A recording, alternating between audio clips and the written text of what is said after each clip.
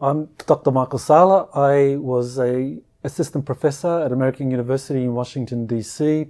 I was teaching international peace and conflict resolution, and in May of 2001, while I was in the midst of finishing that particular semester, I heard the Disclosure Project press conference that was organised by Dr. Stephen Greer. 20 witnesses came forward talking about a cover-up of UFO and extraterrestrial information that was being orchestrated by the military, government, intelligence community.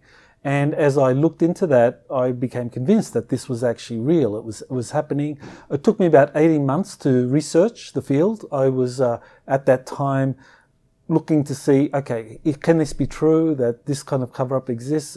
And is this something that I would be willing to research, because it carried clear research risks in terms of my position at the university.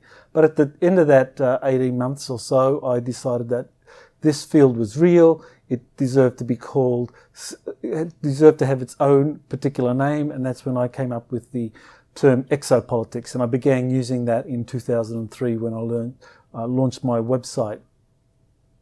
I wasn't the first person to use the term exopolitics, but I was certainly the first person to give it a definition that was in alignment with the study of the political actors, processes and institutions associated with extraterrestrial life. And I wrote the first book that was published dealing with exopolitics, and that came out in January of 2004. The evidence in this exopolitics field, for me, the most compelling to begin with was the testimony, the whistleblower testimony of people who had solid credentials. And so in many cases they had their backgrounds that you could actually confirm.